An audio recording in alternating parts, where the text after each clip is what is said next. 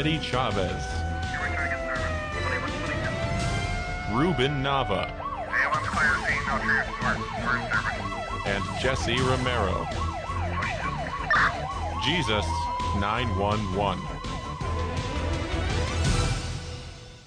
Jesus 911, Virgin Most Powerful Radio. My name is Ruben Nava. We are a two-man car with my partner Jesse Romero. Together we make up Jesus 911 on Tuesdays and Thursdays. Our other partner Eddie Chavez comes in on Mondays, Wednesdays, and Fridays. And we're here to talk about some things that are going on in the church. Good morning, Jess. Reporting for duty, sir. Hey, Ruben, this is an important topic. The whole topic about music, and I'll tell you why, because just going right to the origins of music, the Jews tell us that this is Jewish tradition, and also the church fathers, that when God was creating everything out of nothing, he did it with music in the background. This is how powerful music is. Genesis 1, 2, 3. As God was creating everything out of nothing in stages, music was playing in the background. We also know that the most the most coveted, the most powerful, luminous, brightest, most intelligent angel God ever created, Lucifer, he ran the choir in heaven. And what did the choirs do in heaven? Praise God. The 9 choirs glorified and praised God in song. And so this is why, Ruben, this topic is very important. We've got to get it right. Yep, you're right, Jesse. The article that was selected, the person who wrote it, he's a doctor, Dr. Peter Kazanowski, a Thomistic theologian, liturgical scholar, and choral composer. You know, he's a graduate of Thomas Aquinas College and the Catholic University of America.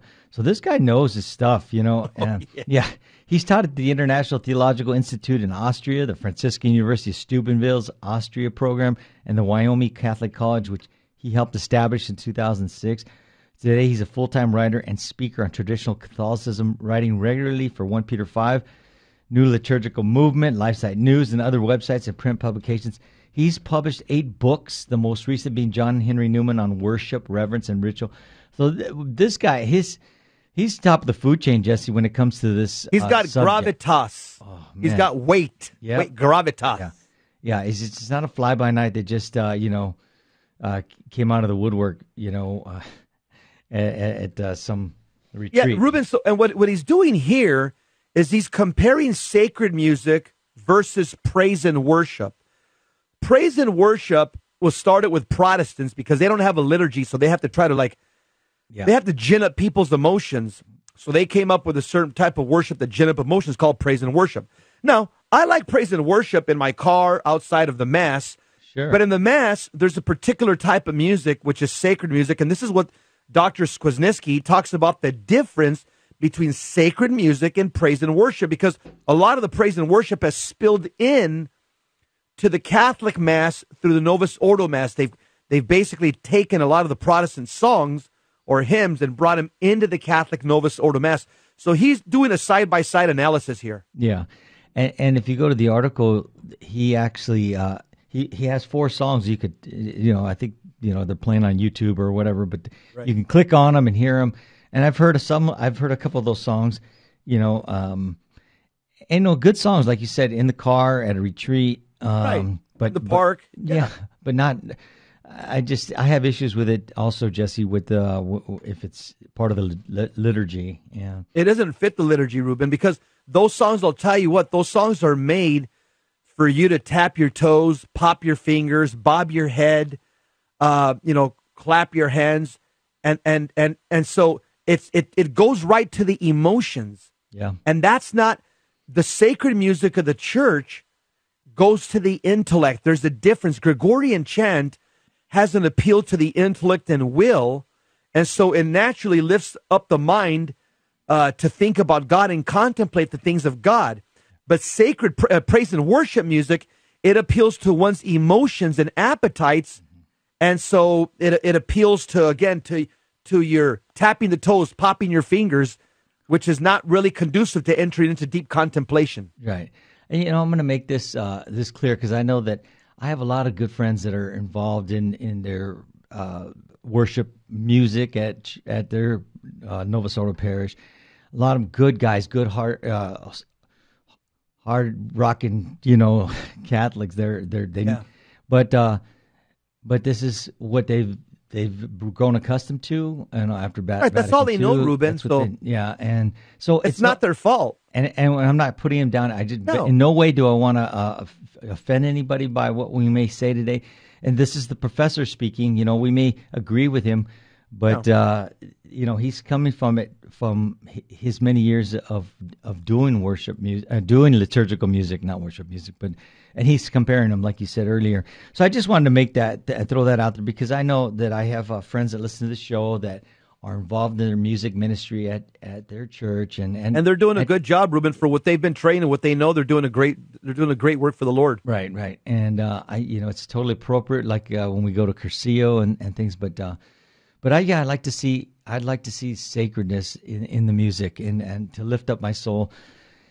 And because a lot of times with that rock beat, you said it best, Jessica. It plays to your lower natures, to your lower passions. Exactly. And stuff. Yeah. It's pretty simple. Higher faculties, intellect, will, lower faculties, emotions, and appetites. Sacred music appeals to the higher faculties, so it lifts you to contemplate the things of God. You're not popping your fingers. You're not bobbing your head. You're not clapping your hands. You're not tapping your toes. Praise and worship, because it's winged instrument musics and guitars and drums and stuff and bass. What it does, it automatically appeals to your emotions and appetites. So it doesn't take you to deep contemplation, number one. Number two, it just feel good. It's a feel good music. And so it makes the person believe in their heart that anytime you sing to God or you pray to God, you're supposed to feel good. So it gives you a false sense of Catholicism, Ruben, because there's a whole section of the Catechism where it says prayer is a battle. It's difficult to pray. Yeah. It doesn't always feel good. And that's why praise and worship, it's a placebo. It makes people think that you're always supposed to feel good when you start praying or singing to God. And that's just not the case. The Protestants don't have Jesus to worship in the Blessed Sacrament. We do. So there needs to be this reverence there, because he is in there. He is there physically, body, blood, soul, and divinity. That's right. And in our Protestant churches, unfortunately, they have walked away from Jesus. John 6:66, and they haven't come back. And so we're hoping to maybe catch their ear here with this. And Ruben, I'll tell you, I think why the Protestants do that. Because the Catholic Mass, and Catholics have forgotten, it's the Last Supper and Calvary made present. Those two events, which were solemn events. Jesus said that he's about to die on Holy Thursday. On Good Friday, he died for our sins. Those events are, in Greek, anamnesis. They're transported back through time into our present moment. They're made present. Yeah. Now, if you were there on Calvary, would you have been clapping, tapping your toes, popping your finger, and bobbing your head up and down in beat music? No. You would have been next to Mary and John and Mary Magdalene. Right. You'd have been weeping. Right. That's the Mass. See, because Protestants, they reject the whole aspect of Christ's death. They're always talking about the resurrected Christ. That's all they talk about. Yeah. Even though Paul says, I preach Christ crucified in 1 Corinthians chapter 1. So the Protestant, because they only focus on the resurrected Christ, they don't talk about the whole Christ, his passion, death, and resurrection.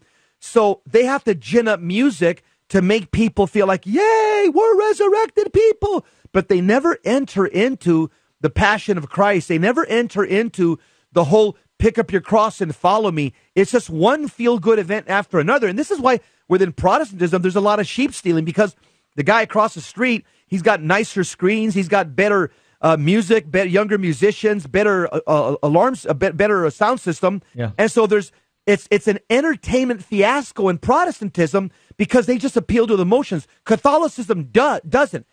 It is the Mass is the once and for all sacrifice of Calvary made present in the eternal now of sacred time. It isn't a matter of an old priest, 85 years old, or of a young 25-year-old FSS priest is praying it. It's the once and for all sacrifice of Calvary made present. That's right. We, like my old priest used to say, we should be praying what we would have been praying 2,000 years ago at the foot of the cross, because that's where we are. We're transplanted there. And we have to remember that. And so many Catholics have missed it. And that's why, the numbers show, the lack of belief in the real presence, the lack of attendance on Sunday Mass. All that it's the whole thing. The music has a lot to play into it. There's a lot of different, we've talked about it in this show, a lot of things that have driven, people away, especially the men. But sacred music, I think you hit on something, Jesse, here. Let's get into this. Yeah, that's good. Go ahead. Yeah. It starts off by saying that when the popes speak about sacred music, the very first quality they put forward is holiness or sanctity, which they describe as a certain worthiness or a suitability for the celebration of the sacred mysteries of Christ, and freedom from worldliness or even that which is suggestive of the secular domain. It's to get away from that the world, and you're going into a deeper contemplation. Right. That's right. You're going into another world. The Mass is otherworldly. That's right. That's right. This is why it's especially important that liturgical music both be and seem to be exclusively connected with and consecrated to the liturgy of the Church. If the musical style is borrowed from the outside world and brought into the temple, it profanes the liturgy and harms the spiritual progress of the people. Wow. That sentence right there has really said it all. That sentence is right there. We're borrowing stuff from the world and we're trying to baptize it, Ruben. All right. So good. Powerful. We're going to come back and talk more about the sacred music versus praise and worship. Does it really matter? I think it does. Be right back.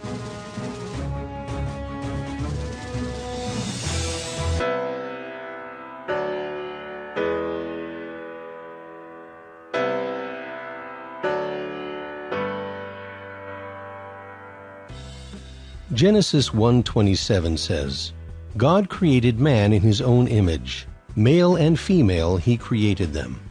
According to Pope St. John the 23rd, it is not true that some human beings are by nature superior and others inferior. All human beings are equal in their natural dignity.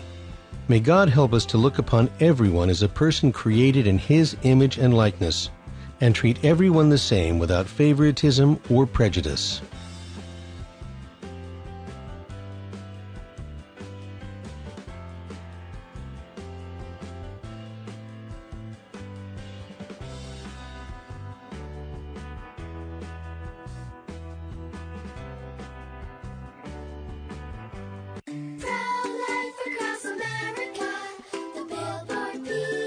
How does the baby move in your tummy? How does the baby eat? Can the baby hear me? How did the baby get in there? Wow, a pregnancy can sure generate a lot of questions. But what's important is that a baby is a baby, inside and out of the womb. Not just after birth, but 9 months before, at conception. That's right. Every baby is a miracle. Hello, my name is Marianne Koharski. I'm the director of Pro-Life Across America. If you know someone who is pregnant or in need of alternatives or assistance or would like to support the work of Pro-Life Across America, please visit our website at prolifeacrossamerica.org, or better yet, simply dial pound 250 on your cell phone and say the keyword pro-life. Pro-Life Across America is non-political and totally educational. A baby's heart is beating 18 days from conception. Pro-life across America, the Billboard people.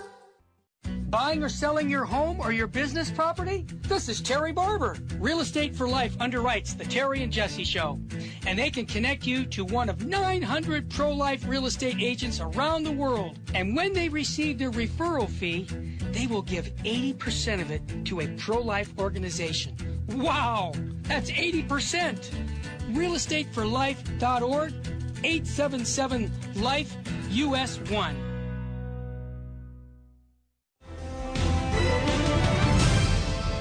Now, back to Jesus 911. If this call is not an emergency, dial 888-526-2151. Jesus 911, 2-Mac Car. We're 10-8. Open for calls, and we're giving you some Catholic intel, some Catholic briefing, some stuff to put in your war bags. And One day I'm going to bring my war bag, Jesse, so I could show them what a war bag is. And Since we're always mentioning it, yeah. show them what I keep in my war bag. Yeah, you're probably going to pull out a Bible, a rosary, or knowing you, holy water. That's right. And holy cards. Yeah. So, hey, we're talking about sacred music versus praise and worship, Ruben. Go ahead, Jess. And this article, go ahead. I'm just grabbing the article right now. Just my computer just went down for a second. Okay. No, this this explains when we talked about how we want to get away from the outside world, get into the other world. Okay, I got my article again. Here it is. So we're at the second paragraph. Yeah, this also explains why Gregorian chant, Dr. Kazneski says, is held up as a supreme model and the normative music for the Roman Rite. It's a type of music that grew up together with the liturgy and exclusively in service to it, having no other realm or purpose. In other words, Gregorian chant has no other purpose than the liturgy. It was made for it. When we hear chant, there's no ambiguity or ambivalence about what it is or what it is for. It breathes the spirit of the liturgy, and it cannot be mistaken for secular music in any way. In other words, when you hear Gregorian chant, you don't feel like tapping your toes, popping your finger, clapping, and bobbing your head. It doesn't. You know that it's bringing you into the presence of God. Something quite similar is true about the pipe organ, which after 1,000 years of nearly exclusive use in churches, it's so completely bound up with the ecclesiastical sphere that its sounds practically equates with churchliness in the ears of most people. For the popes, these strong and deep associations are good and important. It follows that music with a double identity, music that involves teleological and tropological ambiguity, is problematic. So here's what he's saying here, doctors. In other words, praise and worship has a double identity because praise and worship, that type of music with winged instruments with a beat, that comes from the world. Now, the Protestants have tried to baptize it. And so that's what the doctor calls it has. That's why this church music, praise and worship, has a double identity. He says, recently a friend sent me links to 8 pieces for my considerations, 4 that he deemed objectionable and unacceptable for liturgical use. Number 1, Toby Mac, Me Without You. Number 2, Days of Elijah. Daryl Evans, Trading My Sorrows. 4, Lord of the Dance. Now, these are good retreat songs, okay? Mm-hmm. But they're not meant for the liturgy because it gets people to start getting up and clapping and raising their hands and dancing, and that's just not appropriate for the once and for all sacrifice of Calvary. Yeah, it's even worse when the priest is up there dancing and moving. Oh, no, yeah, that's. Now, it says here, he got 4 examples of praise and worship that he thought might be appropriate and acceptable for such use, or at least for paraliturgical functions such as Eucharistic adoration, is Michael Card's My Shepherd, Matt Maher's Lord, I Need You, and the Kyrie from Hillsong and Oceans. Now, while there are unquestionably superficial differences between the first and second category, one is unabashed copying of the rock ballad, while the other examples are more restrained. So in my judgment, the latter pieces are not different in kind from the former, but only in degree. Good point. The 2 categories compared to one another as like soft Christian music and hard Christian. These are instances along the same spectrum, and they're all religiously themed pop songs. Now, sacred music is not to have any reminiscence of secular music, either in itself or in the manner in which it is performed. If, however, someone who did not understand English were to hear the foregoing songs that I just mentioned, he would reasonably assume that they were probably secular love songs. Indeed, if one were to substitute lyrics about falling in love or world peace, they would not seem at all inconsistent with the music. In contrast, think of the comparative absurdity of singing such lyrics to the music of a Gregorian chant, or Palestrina's Sicut Servus, or a Bach chorale, or a Durafal's Ubi Caritas.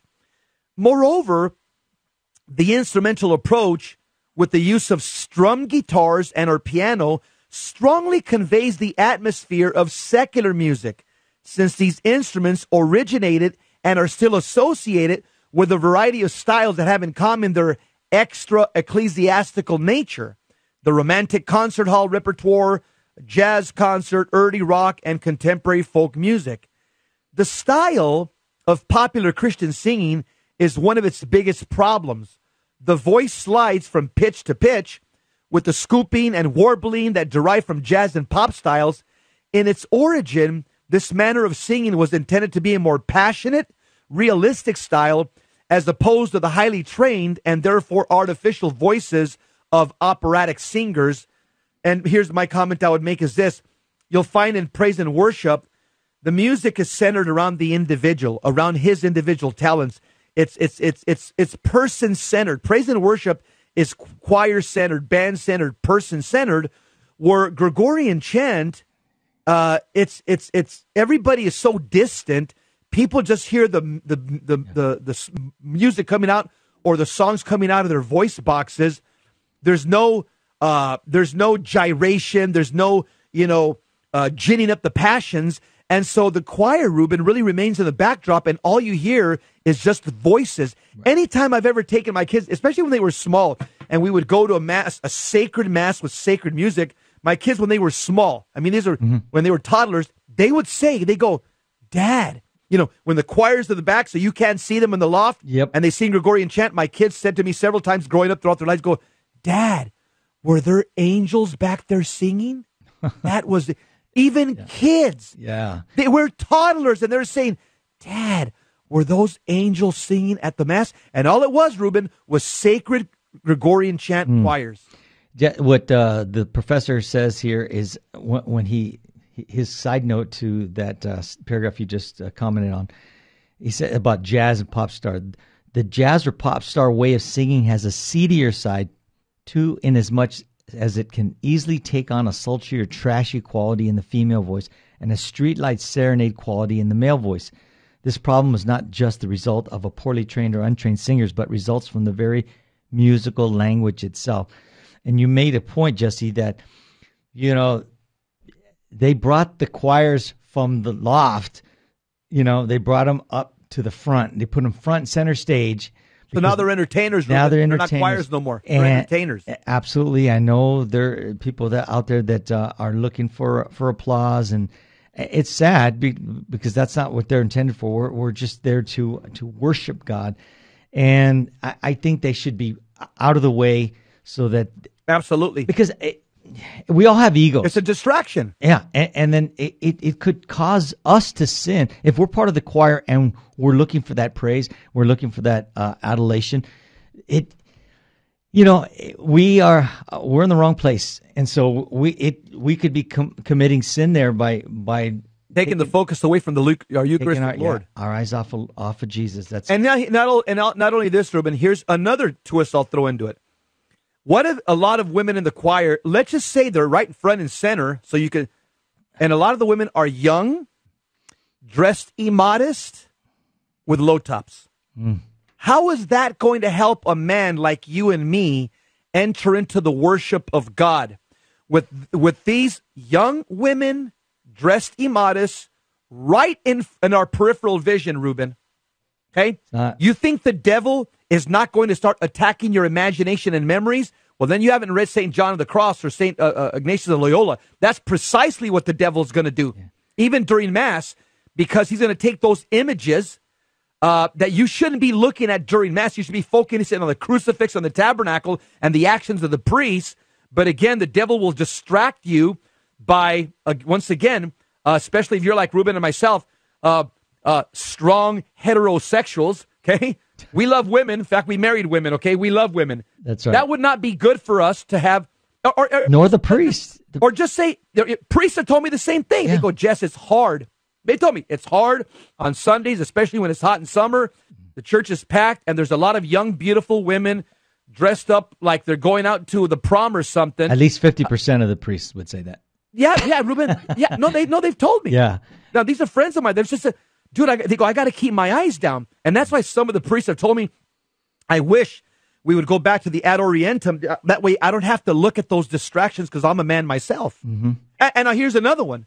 Let's say the priest is homosexual, okay? That was the other 50%. Obviously. That was the other 50%. Now he's looking at all the guys in the front and checking them out. No, seriously. Yeah. I'm serious about this.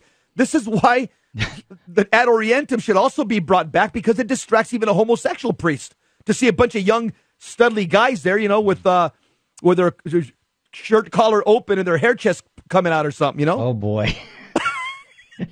Let's go back to the article, man. I'm going down. No, I can't get that thought on my head now, Jess. Okay. All right. Okay. Goodness of form. The songs have no artistic excellence in regard to the craft of composition. The melodies and the harmonies are simplistic. The emotional range is cramped. The target audience seems to be those of limited intellectual scope, a sign of which is that a person who is already accustomed to the great music of the Western tradition, of which Pope Benedict XVI frequently speaks of, would find them trivial and unappealing. This is what the author says. They're lacking or weak in the qualities that are objectively most appropriate to the liturgy and therefore also to sacred music: grandeur, majesty, dignity, loftiness, transcendence. All those are great words to describe the Mass. Whatever function they may have, they do not express or evoke their divine subject or the human person's spiritual nature with appropriate musical means. The regular metrical beat and the predictable, uninspired melodies suggest a confinement to earthliness and the comfort of familiarity, as opposed to the free-floating, word-based rhythms and the soaring, at the times capricious, modal melodies and traditional chanting, which so well evoke the eternity, infinity, and the strangeness of the divine. So he was describing the praise worship music, and then he's bringing in what the chants would sound like. That's right. Yeah, so, and he says if St. Pius X is correct, music that has the first two features, holiness and artistic soundness, will have the third quality of universality. So he's talking about chant here. Namely, it will in some way be accessible to all believers and recognized as appropriate for the liturgy. This is the trickiest quality of the three, because some cultures are so primitive or uneducated that initially they might not have ears to appreciate the sanctity and beauty of a certain type of music that other Catholics already take for granted as sacred. On the other hand, Pope Benedict XVI is of the opinion that the great music of the Western tradition has a universal power to move souls. I agree. He is therefore also of the opinion that the greatest sacred music has an inherent power to speak to souls and convert them to Christ. Certainly, we can see historically that Gregorian chant and polyphony were welcomed and taken up by peoples to whom European missionaries preached, leading to some amazing examples of enculturated but recognizably Catholic music. amen. It's getting good. You don't want to miss the rest of the story here. We're talking about sacred I'm going to music. give him a teaser. On the next segment, I'm going to tell you where Gregorian chant came from. You don't want to miss this. All right.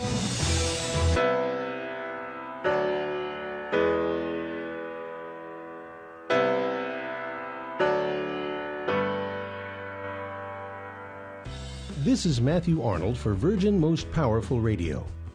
This March, VMPR, in association with the Catholic Resource Center, will be hosting a special conference for the Adoramus Society.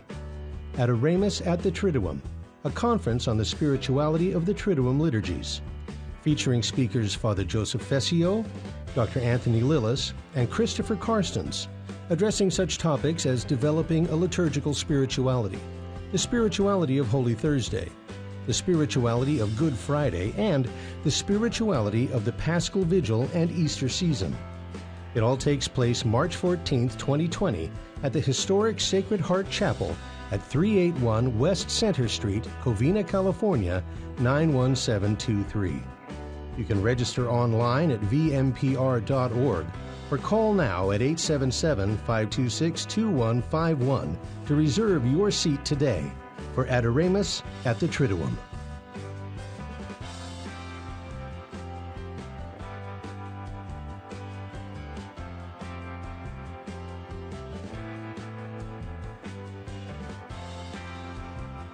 This is Terry Barber. I want to thank you for supporting Virgin Most Powerful Radio. And here's an easy way to support us by going to smile.amazon.com and type in Catholic Resource Center or Virgin Most Powerful Radio. And when you log in your Amazon account and you purchase products, a portion of it will go right back in supporting Virgin Most Powerful Radio. And it doesn't cost you a dime. I want to thank you ahead of time because that supports us year-round. May God bless you and your family.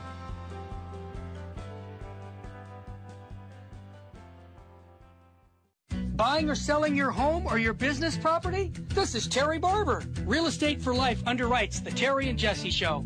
And they can connect you to one of 900 pro-life real estate agents around the world. And when they receive their referral fee, they will give 80% of it to a pro-life organization.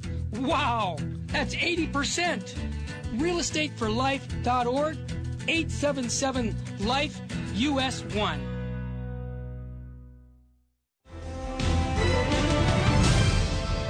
Now, back to Jesus 911. If this call is not an emergency, dial 888-526-2151.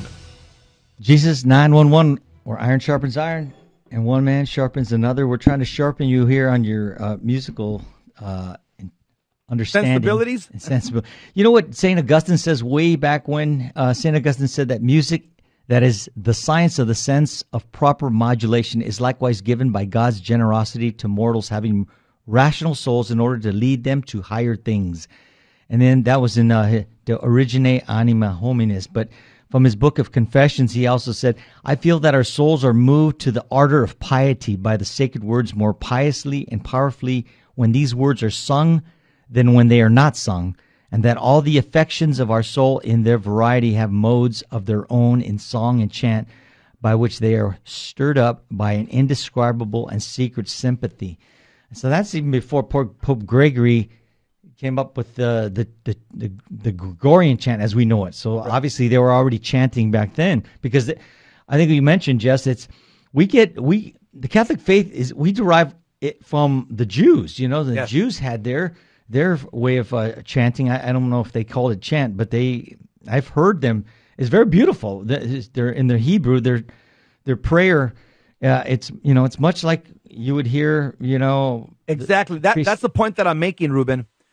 If there's a professor named Professor William Mart, he's a professor of music at Stanford, and he said that the Jews, he goes, if you want to know how Jesus and Mary prayed, he said they sang the Psalms. So Dr. William Mart from Stanford says, so they asked him, so how did they sound, Jesus, Mary, and Joseph and the apostles, when they sang the Psalms, which are Jewish prayers? Dr. William Mart from Stanford says, the Gregorian chant tones, the tones of Gregorian chant comes from Jewish chant. Mm-hmm. In other words, he says that when you listen to Gregorian chant, he says, you're as close to coming as listening to Jesus and Mary pray 2,000 years ago. He says Gregorian chant, the tones are borrowed from Jewish chant. That's the way Jews chanted the Psalms. So he says, again, if you want to know how Jesus and the apostles chanted the Psalms, he says it sounds like Gregorian chant because that was cut and paste. The Catholics cut and paste that chant or those tones or that hymnody. They borrowed it directly from the Jews, Ruben. That's right. And you can hear when traditional priests are singing, the Liturgy of the Hours, they're praying. They sound much like you would expect the Jews to sound. They're chanting it and praying it. It's beautiful. Right. And you know what? Pope Pius X, he talks about Gregorian chant, which is consequently the chant proper to the Roman Church, the only chant she has inherited from the ancient fathers, which she has jealously guarded for centuries in her liturgical codices, which she directly proposes to the faithful as her own, which she prescribes exclusively for some parts of the liturgy, and which the most recent studies have so happily restored to the integrity and purity. On these grounds, Gregorian chant has always been regarded as a supermodel for sacred music. That's powerful. Even Pope Pius IV, so he was the one who started the Council of Trent, 1562, and then Pope St. Pius V finished it up. But he said that bishops shall also banish from churches all those kinds of music in which, whether by the organ or in the singing, there is mixed up anything lascivious or impure. So, as also all secular actions, vain and therefore profane conversations, all walking about noise and clamor, that so the house of God may be seen to be and may be called truly a house of prayer. That was way back in 1562. And Let me just put some meat to what you just said right there. I'm going to make it very simple for Catholics. When you walk into the Catholic Mass, you want to disconnect from the world, at least for 60 minutes. Yeah. You want nothing that's worldly in there. You want to enter into an otherworldly liturgy. What happens is when you go to Mass and they're bringing all this winged instruments and they have all this folk music, guess what? You're saying, I just listen to that type of stuff in my radio when I park the car. That's the same type of music that I was listening to on the radio, and now it's in the church. So in other words, you feel like you don't disconnect from the world. And that's what Mass is meant to do. You're at Calvary. You say, you know what? I want to get away from the world for 60 minutes and really enter into the presence of God. And I would just maintain that praise and worship doesn't allow you to do that, Ruben. Praise and worship is contemporary. It's like, it's like Coca-Cola. It's like iPhones. It's like iPads. It's something it's not other. Praise and worship is not otherworldly. It's worldly. But Gregorian chant, Ruben, it isn't appeal to just like Caucasians or Mexicans or Chinese. It has a universal appeal. It did for well over 1,000 years. There's no single nation or people or period or movement that could say, well, this only applies to us. No. Gregorian chant and Christianity was planted together across the entire world, and its composers were predominantly made up by the Latin Rite Church with the definitive musical clothing of her liturgy. And just to show you, if Gregorian chant, I would maintain that it was the voice of the church at prayer for centuries and centuries. And I'll tell you, Islam still understands this. When you go to a Muslim mosque in whatever country you go to, guess in what language they pray and they sing in? Arabic. Yep. They don't say, oh, excuse me, I'm Mexican. Can we sing to Allah in Spanish? Shut your mouth, get on your face, and you're going to learn Arabic. Guess what? I'm Chinese. Can I speak to Allah in Chinese? Nope. Everybody in Islam sings and prays to God in Arabic. They're not asking you, oh, are you Swedish? Are you Russian? Oh, does this offend you? They don't give a damn, Ruben. You know what? And that's the power of that religion, is the universality of their language in prayer and worship. Jesse, and we used to have that as well. Yeah. How annoying was that when we went to the Holy Land? We didn't go together, but you're visiting a church, and across the street is a mosque, and they're blaring it over their prayer service on purpose. On purpose, loudspeakers, so that you can't even think, you can't even hear yourself, pray. They're trying to distract us. It was that awful minaret. To me, it's awful music. That's my personal opinion. Okay, absolutely. Yeah. So let's talk. I just had a meltdown. That's okay, man. That's fine, because you're not going to hear this anywhere else, Jesse. You're not going to hear it from the pulpit. You're not going to hear it from other Catholic radio, so-called Catholic radio stations. You're not. Yep. No, because let me make another a reflection here, Ruben. Look at. And you as well know it, and I know it too. Secular music, it transports us from one human event to another. You could say like, oh yeah, I remember that from a football game. Right. Oh, the prom. Good point. Oh, a bachelor's party. Oh, a sinful fornicating experience that I was in. Oh, a wild weekend in Vegas or Cancun. That's what secular music does. It transports you to an event, usually a sinful event. I hate to say it, but usually it does. Yeah, I wasn't proud of those moments. Gregorian chant transports your thoughts outside this world to heavenly places where God dwells. Ruben, my mind and my memory never thinks of any sin I've committed in the past when I'm listening to Gregorian chant, because it lifts my mind to heaven, to the divine. But if I start listening to like Always and Forever or Kool and the Gang, or you know what I'm saying? Earth, Wind and Fire. Yeah, it's going to transport me, Ruben, to some point in time in my life where I was probably doing something sinful. Yeah. Hey, leave my boys from Earth, Wind and Fire alone.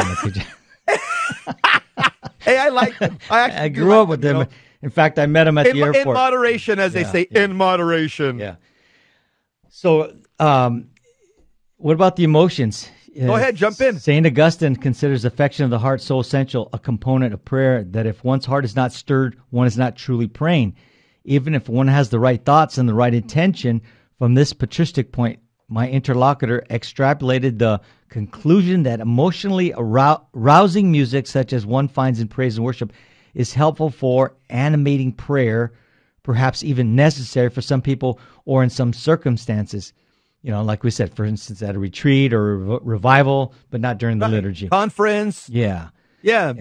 Men's retreat in the weekend out in the woods somewhere. Absolutely. Yeah. Exactly. So he says, the author says, let us admit for the sake of argument, Augustinian is right on this point, although no father or doctor of the church can be assumed to be automatically right about everything. So nevertheless, we can assume that our conception of what he is referring to as the affection of the heart is what he meant by it, nor can we assume that Augustine would have approved of contemporary Christian music, given that he famously objected to what he considered to be sensuality of Ambrosian liturgical chant, which is not particularly emotional.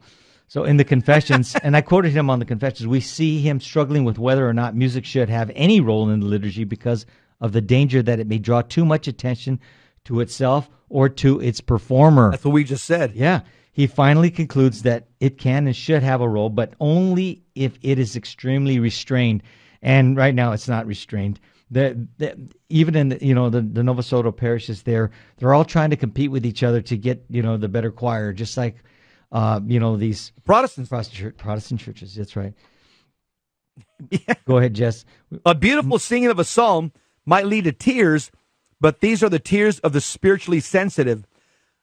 Augustine's affection of the heart is a gentle movement of the heart towards the divine and away from reliance on the senses and the appetites of the flesh. The words of a modern Byzantine commentator about icons can apply just as well to music for the church, which ought to have an iconic function. In other words, icons lift our soul from the material to the spiritual realm, from a lower level of being, thought, and feeling to a higher level. Well, the same with music. Music ought to lift our soul as well, from the worldly to the spiritual. And we have to be extremely careful about how we conceive of the involvement of emotions in worship. Except in rare cases, our emotions will always be engaged in some way at some level. It's not really a question of an emotionless state versus an emotional state, but a question of whether that emotional state is, number one of self-contained boredom, two, an excitation and possibly an agitation of feeling, or three, the quiet intensity of looking and listening for the truth above and beyond oneself. The first and second differ in degree of activity, but they do not differ in regard to whether there's been a genuine transcendence of oneself and one's worldly frame of reference. In other words, your emotions can be touched. It doesn't mean you have to be clapping, doing backflips, popping your fingers, bobbing your head, and tapping your toes, and you can still have an effective experience of God in your emotion. Amen. Be right back.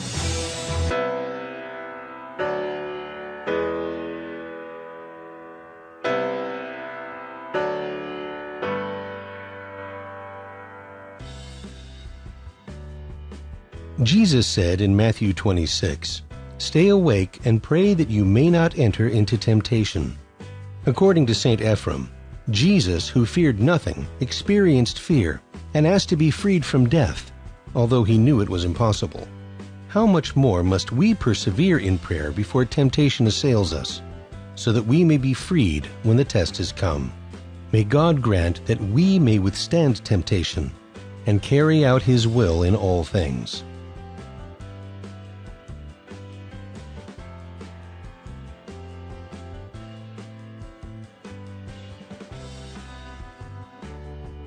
Help the Helpless, a Minnesota St. Paul nonprofit organization chaired by Father of Tyr and volunteers, is humbly asking you for your kind support to help the poor and the handicapped children in India and Ecuador. Through financial support from the Help of the Helpless benefactors, the children are provided with clothing, food, education, shelter, and the teachings of the Catholic Church. The mission is to help children thrive and become self-sufficient young adults leading productive lives. We also provide aid to poor families in Ecuador with food baskets, medicines, medical assistance, and help with funeral needs for the deceased. The work in India is done by Father Antonio's organization, St. Mary's.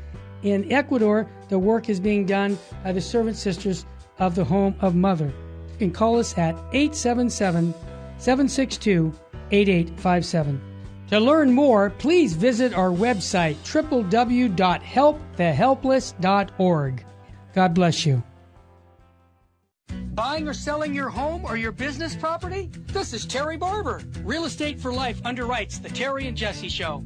And they can connect you to one of 900 pro-life real estate agents around the world. And when they receive their referral fee, they will give 80% of it to a pro-life organization. Wow! That's 80%! realestateforlife.org, 877-LIFE-US1.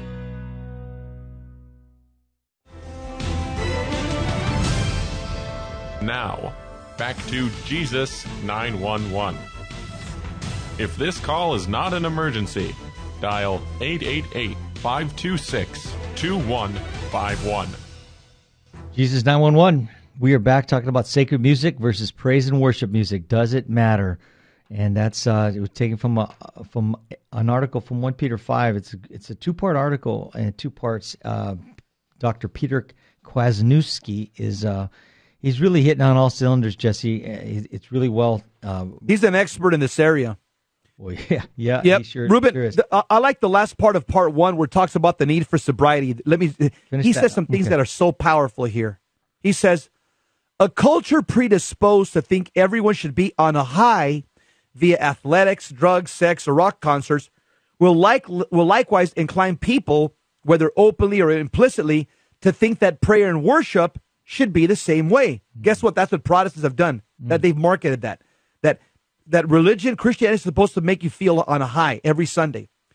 The article says one should feel on a high, and a lot of Catholics have bought into this, by the way. He says one should feel on a high.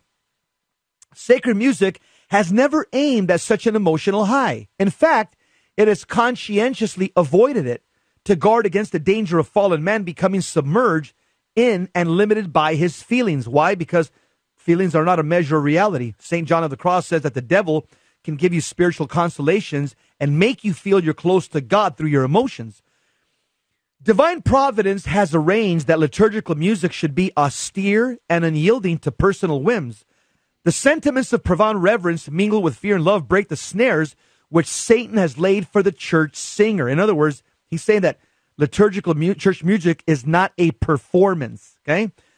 He says sacred music gently moves man's emotions in order to support and promote the intellectual activities of meditation and contemplation. That's the intellect and the will. This approach corresponds to the advice of the spiritual masters of all ages who, while recognizing that emotions, those are the lower faculties, or feelings or passions, the lower faculties of the soul, has a legitimate value and place in human life, are cautious when it comes to fostering it or tapping into it for the ascent of the mind to God. By presenting a shortcut to lost innocence, sentimentality, which is what Protestants really key in on in their services, sentimentality obscures the difficult path of asceticism that is the Christian way of life. Asceticism means it's a life of constancy, a life of discipline, a life of penance. And on this, there's a priest by the name of Father Michael Lang. He comments, he says this: a timely antidote against the spiritual sentimentality of much of the present musical practice can be found in the earlier Christian tradition with its insistence on sobriety in liturgical music. Notice that? He's saying that the tradition of Catholic Church music is that it promotes sobriety of thought. It doesn't promote the triggering of the emotions where people are now popping their fingers and tapping their toes and dancing on the aisles. That, Jesse, that reminds me of, I talked to some guys that go to the gym and they didn't know what I did for a living. And, they were into this medical marijuana, smoking it, I picked up on a conversation and they were just talking about how, and I guess they were not. One of these guys was a nominal Protestant. He was, I get high before I go into our service, church service. My wife doesn't know that, but but it plays into that music because now the music is stimulating his emotions because he's already intoxicated. Yeah, Yeah. I could believe I was hearing that, you know. So it just feeds right into his intoxication triggers your emotions. Yeah. So the music is just going to exacerbate the intoxication and the emotion. So he's really going to feel good. Yeah. You know? Yeah, he's going to be going in there getting the munchies, so. Yeah. Ruben, the second part of the article, there's something that jumps out at me real quick. It says here, he says, I said that in the first segment, he says, on the second paragraph of part 2, he says, the Mass, in particular, must not be so weighed down with sentimentality and subjectivity that its essence is clouded by its accidents and that we lose sight of what it actually is. It's the mystical representation of the supreme sacrifice of Christ on Calvary. This we perceive only by faith-informed intellects and never by psychosomatic faculty, whether it be by external senses, the imagination, or the emotions. We participate in this objective representation of the sacrifice of Christ on Calvary, public, solemn offering, primarily by uniting our minds and wills, that's the higher faculties of the soul, to the prayers of the priests and to the realities they point to. The Mass is not meant to be a liver quiver, feel good, kumbaya experience. You're standing with Our Lady, with John the Apostle, with the other Mary on Calvary. How would you have acted at Calvary? Right. I believe you would have been solemn, pious, and reverent. And just you wonder why we can't get silence in the church. You know, there's so much talking going on before Mass, after Mass, you know, even during Mass, and why the kids can't be quiet. You know, if you go to the traditional Latin Mass, the kids are well behaved for the most part. They for some reason the sacred music calms them, and you just don't hear as many kids crying at the traditional Latin Mass than I do when I attended the Novus Ordo. And there's a lot of babies at the traditional Latin Mass. Yeah, exactly. Yeah, top heavy with babies and children. Yeah, they understand about Humani Vitae, man. Yes. And so anyway, it says there cannot be a place for contemporary pop-inspired or pop-influenced music in the liturgy because it violates several of the principles repeatedly given to the church documents. And here it goes. The fact that many priests and bishops do not enforce these rules, do not seem to care is beside the point, just as the fact that most Catholics dissent from Humani Vitae, just what I just said, including many members of the clergy, does not justify contraception. The vast majority of Catholics are in a state of deepest ignorance, habitual disregard, and sometimes outright disobedience, and we must face the fact that this is part of the cause of the current crisis of identity, doctrine, and discipline in the Church. Absolutely right on. This is spot on. Yep. So he says, I would go further to say that we need to be moving away from the fashion or fad of using music derived from contemporary popular styles for any liturgical or devotional activity. We would do well in adoration, for example, to return to a much greater role for silence and a consistent use of simpler chants. Silent prayer combined with chant allows people of very different temperaments, personalities, ages, situations they're going through on a given day, etc., to be united in prayer in the way that can be adapted to the needs of each. Vocal prayer or a more stirring form of music, well, those things can have their place in the Christian life. Do not facilitate group prayer, hence liturgical prayer, in the way that silence and chant and sacred music do. Yeah, that's powerful. Yep. Let me just mention something real quick, Ruben. This weekend, by the way, for anybody who's listening in that neck of the woods, I'm going to be in Atlanta, Georgia, Holy Cross Catholic Church this Friday and Saturday. Actually, all weekend, Friday, Saturday, and Sunday. I'll be there at Holy Cross Catholic Church giving a parish mission in Spanish and in English. I'll tell you, Ruben, also why Gregorian chant is demons can't stand Gregorian chant, because number one, Latin is the mother tongue of the church. So they have, the authority of the church causes them pain. It causes them, it's like waterboarding demons. Latin is the official language of the church.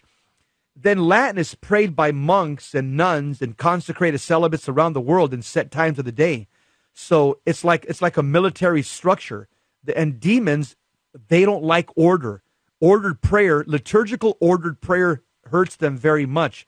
That's why people that are possessed, an exorcist will put them on a 6 a.m., 12 noon, 6 p.m. diet of prayer, specifically always including the Angelus, because the incarnation was what Satan rejected, and that causes them pain to remind them. So it's liturgical prayer that exorcists will tell you, specifically in Latin, that causes pain to demons, because it's a set structure of prayer done in set times of the day by people who are just set apart from the world. And this versus, I'm telling you, Ruben, you can do praise and worship in front of a possessed person all day. They're going to look at you and just laugh. It's going to have no effect. But as soon as you start praying Gregorian chant in front of a person that's possessed, they start saying, turn it off, turn it off. They start covering their ears and they're in pain because they recognize the power of that music, because it's military music. It's structured music, it's ordered music, and it's the official weapon of the church, Latin. This last paragraph, it struck me. It says, St. Augustine taught the people of Hippo, singing is characteristic of a lover. If the supreme love is, as we believe, between Christ and the bridegroom and the church, his bride, can any effort be spared to express this love in true beauty? Is this sacrifice too much? We don't have to guess at the song. This tremendous lover of ours tells us the song that he wants to hear from our lips and our hearts. This is our Catholic faith. What more need be said? Well, so it's that relationship between you and Jesus. When you're there, you forget about even the people around you. You're into the Mass. You're praying the Mass. You're following along with the chants, and then it lifts you up, Jesse. This is something that's powerful. I think people need to get back to this. People who haven't heard it, who haven't been to a high Mass, they need to attend, because there's nothing like it. Yeah, Ruben, I agree with you. I mean, that's the patrimony of the Catholic Church. And we know that music, let's just be honest, music has two purposes in the Bible. Music can serve God for good purposes. We see that in Colossians 3:16. Or music can be for great evil. We see that in Exodus chapter 32, verses 17 and 19, when the Hebrews were playing music and worshiping the golden calf and having an orgy. So music cuts both ways. But church music, especially sacred music, that's something that's completely set apart, because the sacred music of the Catholic Church, it's directed to our intellect, to our will, not to our emotions. It's meant to take us out of this world for 60 minutes and transport us into the very presence of God. That's what the Mass is meant to be. The Mass is the once and for all sacrifice of Calvary made present in the eternal now of sacred time. Ruben? Oh, yeah, I'm up next with Gary Machuda, by the way. All right. I'm going to be on Hands-On Apologetics. I'm going to be talking about with Gary how to prove that the Catholic Church is the one true church of Jesus Christ. So stick around. I'm going to give you all my free information that I've been using for years, even against pastors. How can you prove that we are the one true church? Up next, Gary Machuda, myself, I'll be on. Wow, Jesse, you're doing back to back to back. A three-peat with Jesse Romero. Right. Hey, can't go wrong.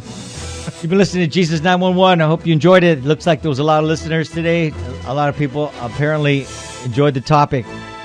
Glad to have you with us. Remember, stay deep in your prayer, your Lenten fast, and offering your penances for the church. St. Faustina's Prayer for Priests. O my Jesus, I beg thee on behalf of the whole church, grant it love and the light of thy Spirit, and give power to the words of priests, so that hardened hearts might be brought to repentance and return to thee, O Lord. Lord, give us holy priests. Thou thyself maintain them in holiness. O divine and great high priest, may the power of thy mercy accompany them everywhere, and protect them from the devil's traps and snares, which are continually being set for the souls of priests.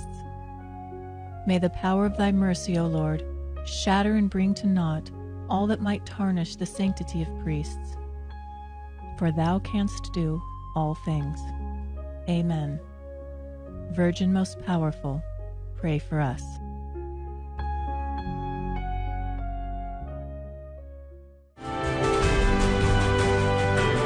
Virgin Most Powerful Radio, sharing the gospel with clarity and charity.